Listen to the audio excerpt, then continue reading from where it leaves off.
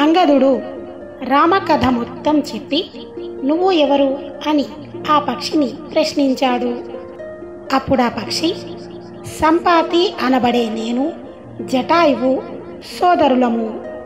సూర్యుడు ఉదయించినప్పటి నుంచి అస్తమించేలోపు ఆయనతో సమానంగా ప్రయాణం చెయ్యాలని ఒకనాడు మేము పందెం కాసుకున్నాము. అనుకున్న ప్రకారం నేను జటాయువు సూర్యుడి వెనకాల వెళ్ళిపోతున్నాము.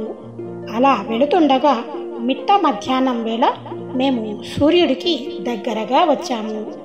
అప్పుడు ఆ సూర్యుడి వేడిని భరించలేక జటాయువు స్పృహ తప్పి కింద పడిపోతున్నాడు. పెద్దవాడిని కనుక తమ్ముడిని రక్షించాలని నేను నా రెక్కలను జటాయువుకి అడ్డంగా పెట్టాను. అప్పుడు ఆ సూర్యుడి వేడికి నా రెక్కలు కాలిపోయి వింధ్యాపర్వతం మీద పడిపోయాను. కానీ నా తమ్ముడు ఎటు వెళ్ళిపోయాడో నాకు తెలియలేదు. మళ్ళీ ఇంతకాలానికి మీ వల్ల నా తమ్ముడి గురించి విన్నాను. నా తమ్ముడు చనిపోయాడన్న వార్త వినడం వల్ల నాకు చాలా బాధ కలుగుతోంది. చనిపోయిన నా తమ్ముడికి జలతర్పణ ఇవ్వాలి అని నేను అనుకుంటున్నాను. కానీ నేను ఎగరలేను. మీరు నన్ను తీసుకెళ్ళి ఆ సముద్ర జలాల దగ్గర దింపండి. నేను నా తమ్ముడికి తర్పణలు ఇస్తాను అన్నాడు. సంపతి కోరిక మేరకు వాళ్ళు ఆయనను సముద్ర తీరానికి తీసుకువెళ్లారు. ఆయన అక్కడ జటాయువుకి తర్పణలు సమర్పించాడు. మళ్ళీ వెనక్కి తిరిగొచ్చాక ఆ వానరాలు సంపతితో, జటాయువు రామకార్యంలో సహాయం చేశాడు. నువ్వు కూడా రామకార్యంలో ఏమన్నా సహాయం చేయగలవా?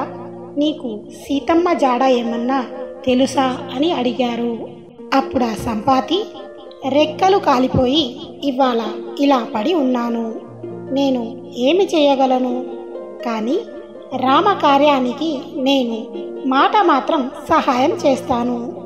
సీతమ్మను రావణుడు ఆకాశ మార్గంలో తీసుకువెళుతున్నప్పుడు ఆమె ఆభరణాలని కొంగుకి చుట్టి విడిచిపెట్టడం నేను చూశాను. ఆ రావణాసురుడు సాక్షాత్తు కుబేరుడి తమ్ముడు. ఆయన లంకా నగరానికి అధినేత. ఈ సముద్రానికి దక్షిణ దిక్కున 100 యోజనముల అవతల లంక ఉంటుంది. ఆ లంకలో ఎక్కడ చూసినా బంగారు స్తంభములతో నిర్మింపబడ్డ భవనాలు ఉంటాయి.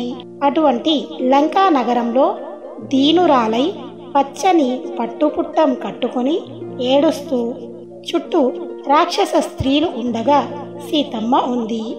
నాకు ఇవన్నీ ఎలా తెలుసని అడుగుతారేమో.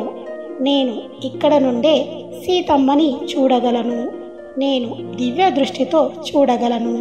మాకు ఆ శక్తి ఉంది. ఎందుకంటే భూమి నుండి ఆకాశానికి కొన్ని అంతరములు ఉన్నాయి. మేము తినే తిండి చేత, సహజంగా మేము జన్మించిన జాతి చేత 100 యోజనముల అవతల ఉన్న విషయాన్ని కూడా ఇక్కడ ఉండి చూడగల దృష్టి శక్తి మా కంటికి ఉంటుంది.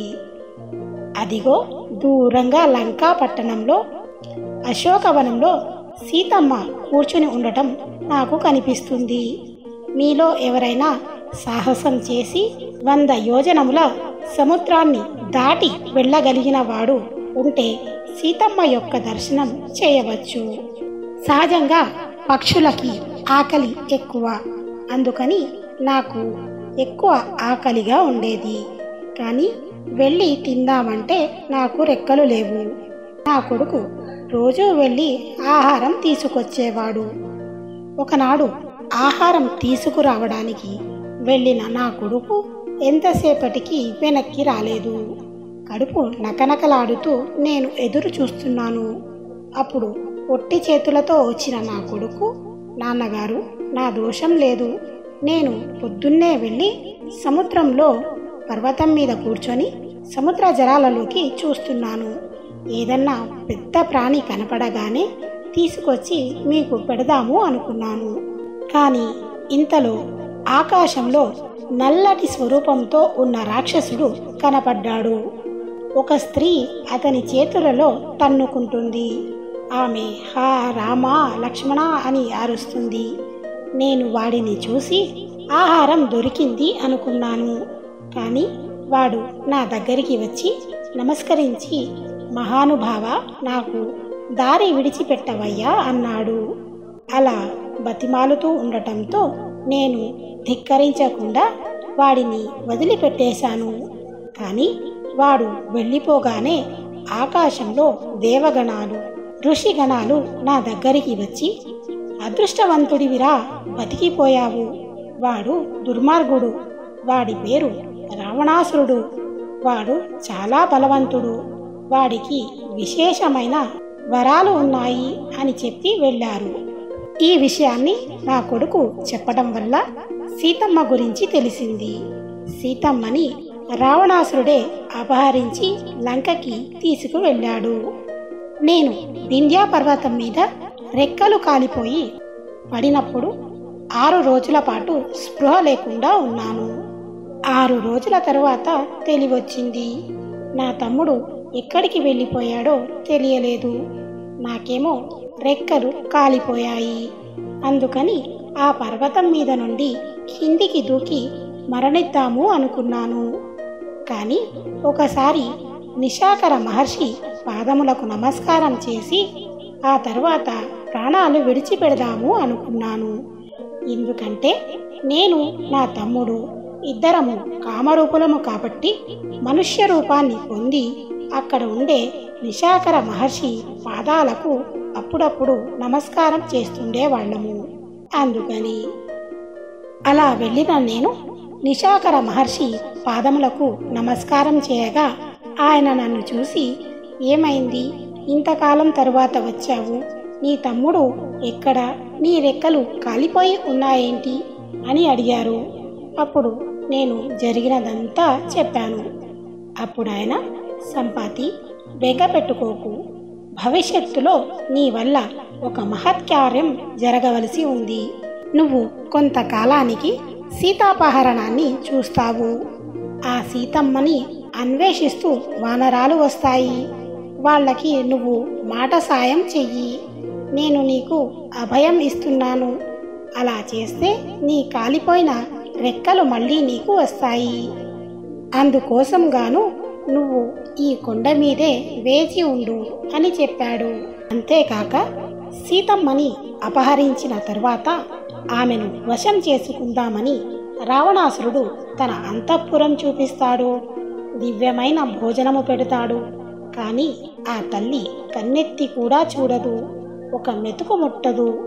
ఆ తల్లి కోసం దేవేంద్రుడు ప్రతిరోజు దేవతలు కూడా చూడనటువంటి దివ్యమైన పాయసాన్ని పంపిస్తాడు. కానీ సీతమ్మ ఆ పాయసాన్ని తినదు.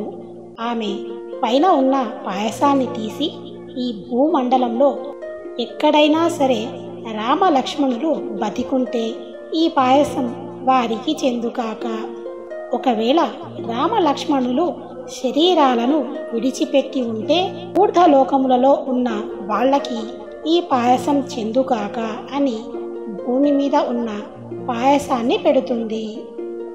ఆ సీతమ్మ తిన్న అన్నం రావణుడు పెట్టింది కాదు. ఆ విషయాన్ని వానరులు వచ్చాక వాళ్లకు చెప్పు అని ఆనాడు నిశాకర మహర్షి నాకు చెప్పారు. అందుకని ఇన్ని వేల సంవత్సరముల నుండి నేను ఇలా బతికి మీకోసం ఎదురు చూస్తున్నాను అంది.